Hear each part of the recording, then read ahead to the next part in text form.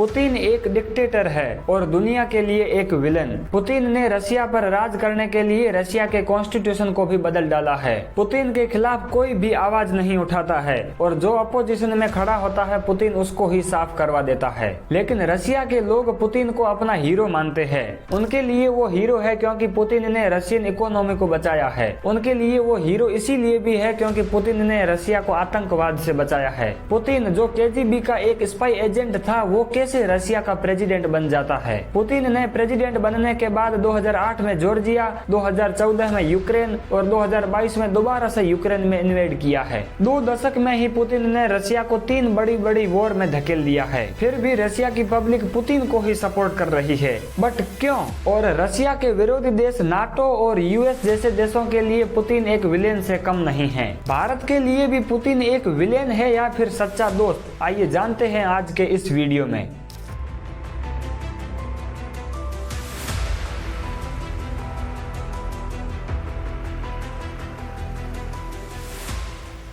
Putin का जन्म 1952 में कोल्ड वॉर के दौरान हुआ था। उस टाइम वॉर से लगाकर स्पेस रेस में अमेरिका यूएसएसआर की फाइट चल रही थी। पुतिन बचपन से ही स्पाई मूवीज के शौकीन थे। इसी कारण वो आगे चलकर यूएसएसआर की सीक्रेट एजेंसी केजीबी को ज्वाइन करते हैं और 1975 में ही पुतिन की पहली पोस्टिंग ईस्ट जर्मनी में थी। कोल्ड वॉर के दौरान भी वो यहीं पर ही केजीबी के लिए काम कर रहे थे। लेकिन जब यूएसएसआर का ईस्ट जर्मनी से कंट्रोल छूटा तो पुतिन वापस रूस आ जाते हैं और फेडरल सिक्योरिटी सर्विस के हेड बन जाते हैं। दिसंबर 1991 में भी सोवियत यूनियन टूटकर 15 अलग अलग देशों में बिखर जाता है। उस टाइम बोरिस येल्सिन रशिया का प्रेसिडेंट था। उनको रशियंस यूएस का ही पपेट मानते थे। इनके टर्म में रशियन इकोनॉमी क्रैश कर गई और रशिया पर $40 बिलियन का कर्जा हो गया था। लोग 2 वक्त के खाने के लिए भी तरस रहे थे और ऐसी सिचुएशन में भी येल्सिन इकोनॉमिक रिफॉर्म पर ध्यान देने के बजाय शराब पीकर मजे करते रहते थे। उनके इसी बिहेवियर से रशियंस परेशान हो गए थे।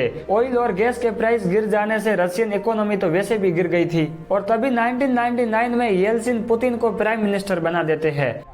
I will be replaced by a new leader from a new generation who will do things better.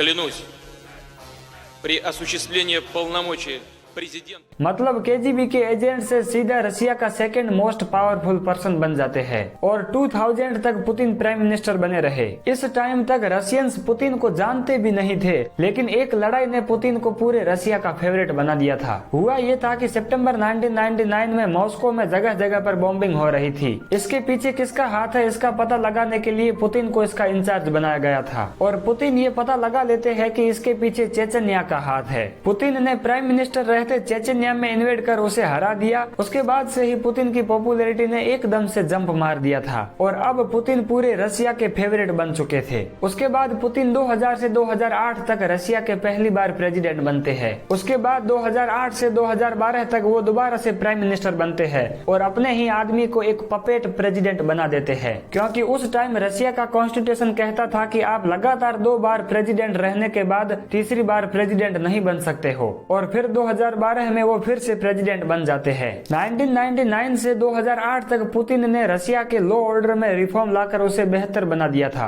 इसी के चलते लोग उनके टेन्योर से खुश थे और इसी टाइम पीरियड में पुतिन ने रशिया की इकोनॉमी को रीबिल्ड करने के लिए ऑयल और गैस के प्राइस इंक्रीज कर दिए थे और कई सारे इकोनॉमिक रिफॉर्म भी लाए, जिसके चलते रशियन जीडीपी 94% से ग्रोथ करने लगी और पर कैपिटा जीडीपी भी डबल हो गई थी। और साथ ही साथ पुतिन ने मिलिट्री में सुधार लाने के लिए मिलिट्री रिफॉर्म्स को भी पास कर दिया था, जिसके चलते वो रशियन मिलिट्री के भी फेवरेट बन गए थे। उसके बाद वो 2008 में जॉर्जिया और 2014 में यूक्रेन से लड़ाई कर लेते हैं और क्रीमिया पर वापस अपना कब्जा कर लेते हैं। उसके बाद वो 2022 में फिर से यूक्रेन पर अटैक कर देते हैं, जिसके चलते यूएस और वेस्ट रशिया पर सैंक्शंस लगा देते हैं और रशिया के billions of dollar foreign reserve freeze कर देते हैं। और मार्च 2023 में इंटरनेशनल कोर्ट ने भी पुतिन को अरेस्ट वारंट जारी कर दिया था। लेकिन आपको भी पता है पुतिन तो पुतिन है, उसे कहाँ किसी से डर था। उसका बस एक ही टारगेट है कि कैसे भी करके रसिया को उसकी खोई हुई ताकत और बिखरी हुई टेरिटरी वापस देनी है।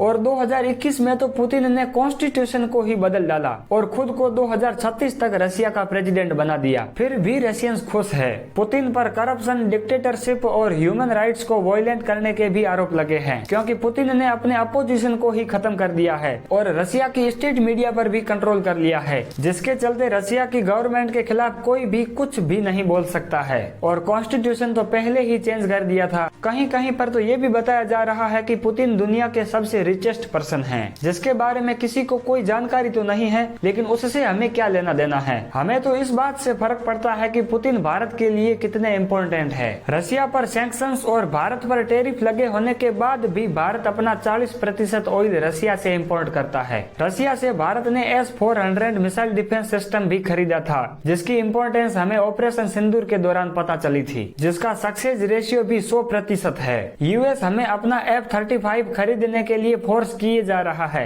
लेकिन भारत चाहता है कि वो रसिया से Su-57 खरीदे। और अभी कुछ दिन पहले ही रसिया ने इंडिया को ऑफर किया है कि वो इंडिया के साथ मिलकर S-500 डेवलप करना चाहते हैं। और अभी पुतिन की भारत विजिट से पहले ही रसिया ने इंडिया को एक और ऑफर दिया है कि रसिया और इंडिया मिलकर Su-57E फाइटर जेट को डेवलप करेंगे विथ फुल टेक्नोलॉजी ट्रांसफर। यहाँ पर दुनिया के लिए भले ही पुतिन एक विलेन हो, लेकिन भारत के लिए एक सच्चा और पक्का दोस्त है। आपका इस पर क्या ओपिनियन है कमेंट सेक्शन में जरूर लिखना। और अगर आपको ये वीडियो इन्फॉर्मेटिव लगा है तो शेयर जरूर करना और चैनल को भी सब्सक्राइब करना। मिलते हैं नेक्स्ट वीडियो में, तब तक के लिए जय हिंद।